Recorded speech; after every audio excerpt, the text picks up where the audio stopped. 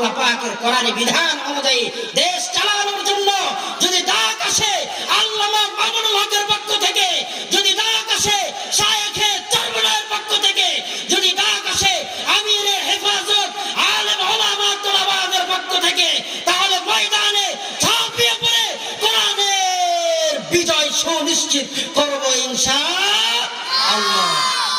কোরআনের পথে অবিচল থেকে আমার মরণ যেন হয়। কোরআনের পথে অবিচল থেকে আমার মরণ যেন হয়। আল্লাহ পাক যেন কোরআনের পথে অবিচল থেকে আমাদেরকে দুনিয়ার থেকে বিদায় নেওয়ার তৌফিক দান করেন।